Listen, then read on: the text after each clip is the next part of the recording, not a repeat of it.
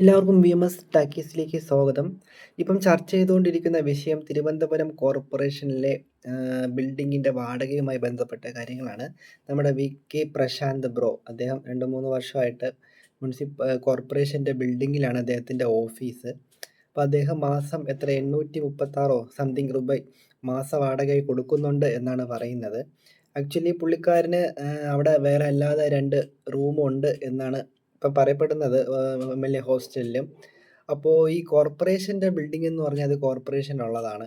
അപ്പോൾ അവിടെ പുള്ളിക്ക് റൂം അല്ലെങ്കിൽ ഓഫീസ് തുടങ്ങണമെങ്കിൽ അതിൽ മാന്യമായിട്ടുള്ള വാടക കൊടുക്കണം.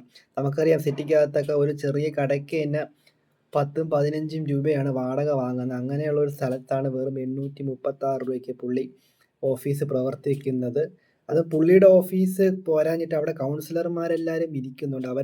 അവർക്ക് ഇരിക്കാൻ പോലും സ്ഥലമില്ലാത്ത ഒരു അവസ്ഥയാണ് നമുക്ക് കണ്ടതാണ്. ഫയലൊക്കെ ബാത്റൂമിലാണ് വച്ചേക്കുന്നത്. അങ്ങനെയുള്ള ഒരു അവസ്ഥയിലാണ് ആ ബിൽഡിംഗ് ഉള്ളത്. അപ്പം അതിൻ്റെ ഈ പുള്ളിക്ക് വേറെ റൂം ഉണ്ടായിട്ട് പോലും മാറിക്കൊടുക്കാതെ അവിടെ ഇരിക്കുന്നത് ശരിയായ നടപടിയല്ല.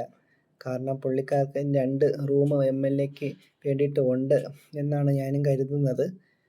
പിന്നെ അദ്ദേഹം പറഞ്ഞു, ജനങ്ങളെ കാണാൻ വേണ്ടിയിട്ടുള്ള സൗകര്യത്തിനാണ് എന്നാണ്. ജനങ്ങൾ എവിടെയാണെങ്കിലും ഇപ്പം ഈ വട്ടിയൂർക്കാവ് എന്ന് പറയുന്നത് അത്യാവശ്യം സിറ്റിക്ക് നടുക്ക് തന്നെയാണ്. അപ്പം അവിടെ എവിടെയെങ്കിലും റൂം ഇട്ടാലും ജനങ്ങൾക്ക് കാണുന്നതിന് വലിയ സൗകര്യക്കുറവൊന്നുമില്ല. അപ്പം അതൊന്നും വലിയൊരു ന്യായമല്ല.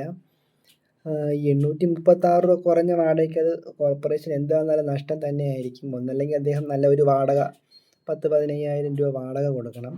അല്ലാന്നുണ്ടെങ്കിൽ അദ്ദേഹത്തിൻ്റെതായ റൂമിലോട്ട് മാറണം എന്നാണ് എൻ്റെ ഒരു അഭിപ്രായം. ഇതിനു വേണ്ടി ചുമ്മാ അല്ലാതെ ഞാൻ മാറില്ല, എന്താണ് ചെയ്യാൻ പോകുന്നതെന്ന് കാണട്ടെ എന്നുള്ള ധാർഷ്ട്യം നിറഞ്ഞ ഒരു സമീപനത്തിലോട്ട് പോകരുത്. അങ്ങനെ പോയതുകൊണ്ടാണ് നിങ്ങൾക്ക് കോർപ്പറേഷൻ ഭരണം നഷ്ടപ്പെട്ടത്. മാന്യമായി ഇതിന് ഇടപെടുക എന്നുള്ളതാണ് എൻ്റെ അഭിപ്രായം.